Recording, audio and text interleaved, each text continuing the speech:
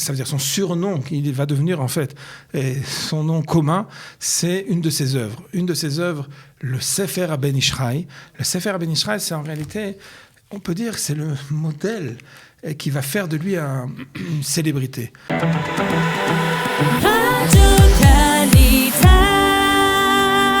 Et nous sommes très heureux de nous retrouver pour parler des sages séfarades avec aujourd'hui, comme chaque semaine d'ailleurs, Rav Avraham Drey. Rav Drey, bonjour.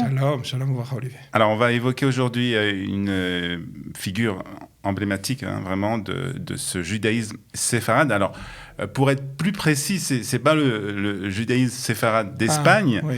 Mais c'est le judaïsme alors qu'on appelle façon, c'est ça, le nom commun en fait. Il y a le monde ashkénaze et le monde séfarade, mais c'est vrai qu'il y a une petite différence entre ceux qui viennent vraiment d'Espagne et ce qu'on appelle Edot Mizrach. Il a fait. Alors peut-être qu'on fait d'abord une petite différence sur ça et puis après on parlera. Peut-être ce serait mieux de dire Edot Mizrach, l'Orient. Tout ce qui est Irak. Exactement. En particulier le judaïsme d'Irak, il est devenu, le Ben Ishraï est devenu la figure exceptionnelle de cette partie du judaïsme, mais en Israël, de manière générale, quand on fait la classification sociologique entre le monde du judaïsme occidental, ashkénaze, et également face à lui le monde séfarade, alors c'est vrai qu'on a réuni aujourd'hui dans cette classification les Yotzei Irak, les ressortissants du monde irakien, avec également l'héritage particulier du monde séfarade.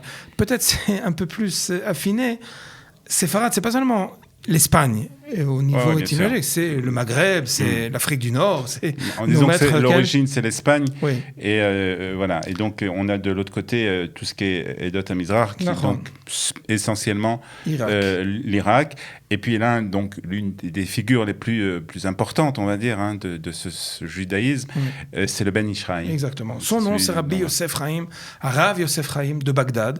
C'est comme ça, ça veut dire son surnom, il va devenir en fait son nom commun, c'est une de ses œuvres. Une de ses œuvres, le Sefer HaBen Ishraï. Le Sefer HaBen Ishraï, c'est en réalité, on peut dire, c'est le modèle qui va faire de lui une célébrité. Il va être de Shabbat en Shabbat, de façon hebdomadaire, un rendez-vous qui va devenir incontournable pour tout le judaïsme là-bas de Bagdad. Ce sont des drachot, mais des drachot qui vont tout le temps terminer par un enseignement halachique. Ceux qui ont l'habitude de consulter ce sefer-là, c'est mamash sur ce modèle-là. Il y a d'abord une sorte de, on va dire, son approche de la paracha.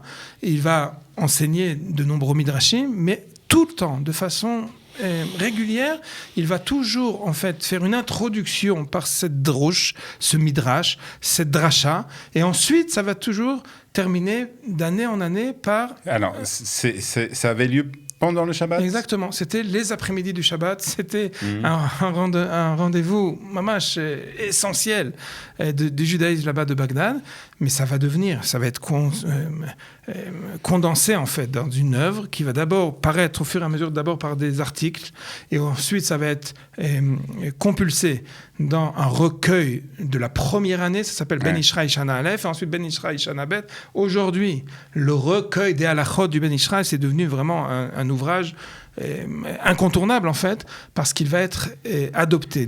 Peut-être quelque part, on peut le cibler en fait, si le Mishnah Berurah du Chafetz Chaim va devenir l'ouvrage par excellence de la halacha, de référence de la halacha dans le monde ashkénaze, le Ben Ishraï, en effet, va prendre cette place-là de référence dans le monde séfarade, parce qu'il est condensé, parce qu'il est sain, parce qu'il est amami, comme populaire. Dit. Exactement, il est très populaire, il va être accueilli à bras ouverts comme un livre de référence. Alors, on va peut-être parler un peu plus du Ben Ishraï et un peu de ses maîtres, de comment il a étudié, où il a étudié, etc.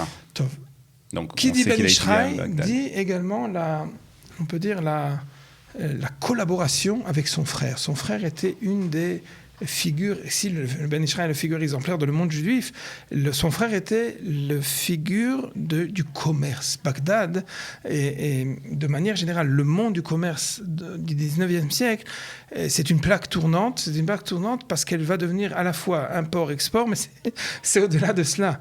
Il va être véritablement, on va dire, pas seulement collaborateur fictif, il va être vraiment très, très engagé dans le monde du commerce.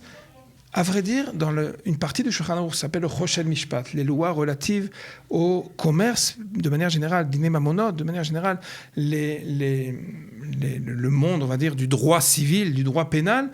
Il va introduire, et ça c'est important de le dire, il va introduire une vision du judaïsme, pas seulement dans ce qu'on a l'habitude de définir comme le monde religieux, la prière, le Shabbat, la cacheroute. Non. Lui, il va dire qu'il y a dans la Torah une partie essentielle qui régit les lois du commerce, qui régit les lois de la négociation, Mekar ou Memkar, et c'est véritablement ce qui va devenir le modèle du monde juif commercial. Et à Bagdad, mais pas seulement à Bagdad, mondial, parce que les différents échanges commerciaux vont faire de lui véritablement la référence. Comment on fait des affaires, comment on les fait des affaires cachères. C'est vraiment intéressant. Et c'est vraiment, vraiment important de voir que c'est une partie très sérieuse de son enseignement qui ne considère pas seulement le judaïsme comme la vie des synagogues, la vie de la communauté, on va dire au niveau individuel, peut-être même communautaire. Mais au-delà de cela, il s'agit véritablement pour lui d'être honnête dans le commerce, et d'établir en fait que les façons de transiger et les façons également d'établir des liens commerciaux sont régis par la Torah. C'est bien important. Très bien. Donc ça, ça va être l'essentiel de son enseignement, ou il va y avoir aussi d'autres choses? Je suppose qu'il y a d'autres choses. D'autres choses, et on peut dire ce qui va faire en fait l'essentiel de son enseignement, c'est d'être capable de relier le monde du Sod, le monde ésotérique, le monde qui était réservé à un club, peut-être, si je peux me permettre l'expression, de membres réservés. Non, il va être capable d'introduire en fait un lien permanent et vivant entre les sodotes de la Torah et la halakha.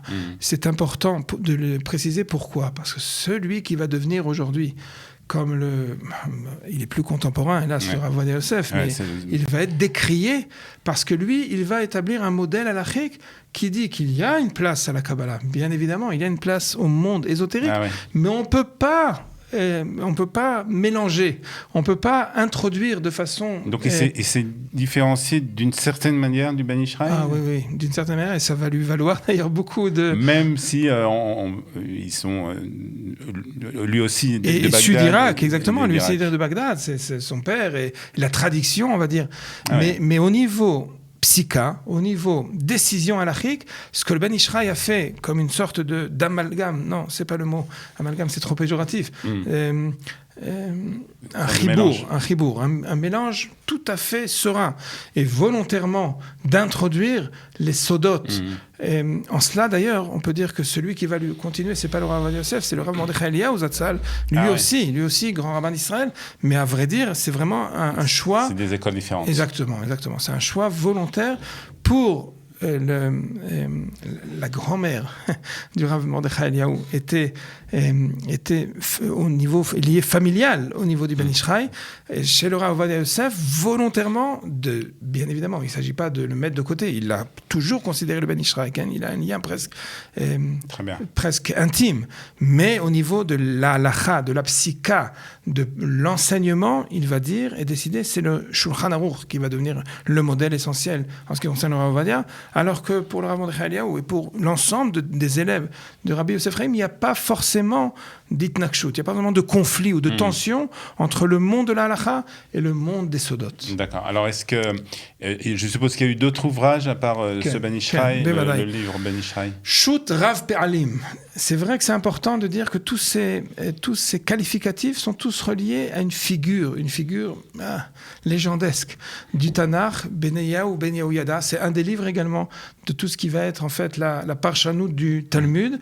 Il va l'appeler de ce nom-là de Ben Yehoyada. Mais le verset qui présente en fait la figure de Ben Yehoyada comporte en fait Ben Ishraï, Mekabetzel, Rav Pe'alim. Tout ça vont devenir en fait des noms des ouvrages du Ben Ishraï de manière générale. C'est surtout halachique. Le Rav Pe'alim en particulier, c'est le responsable. C'est les décisions halachiques auxquelles il va être consulté et qu'il va publier. Mais à vrai dire, encore une fois, chez lui, c'est pas seulement lier les drashot, comme on a dit, avec le Ben Ishraï, avec le livre du Ben Ishraï, les drashot, de la paracha, et du monde du Midrash, avec également un engagement, une bihirut, une clarté d'enseigner la halakha pour tout à chacun. C'est באמת important de comprendre que son initiative était de dire que c'est pas seulement pour les rabbins, c'est pas seulement pour les élèves des yeshivot. Il sait également donner un contenu pour tout ce public-là, c'est vrai. Mais il est capable de transmettre un message pour l'ensemble du peuple d'Israël. Et ça, c'est important. Il décède à Bagdad ? Il décède à Bagdad en 1909. Il y est important de rappeler que le monde de l'Irak, de manière générale, des Yotzei Irak vont voir toujours en lui la référence essentielle. Vraiment, c'est important. Et aujourd'hui encore, le monde du Ben Ishraï est vraiment un monde de référence, même pour le judaïsme contemporain. Très bien, merci beaucoup de nous avoir parlé donc du Ben Ishraï, et de nous avoir parlé aussi de ce judaïsme important qui est le judaïsme irakien. Merci, Rav Dre, et à la semaine prochaine. À bientôt. Shalom. Bye bye.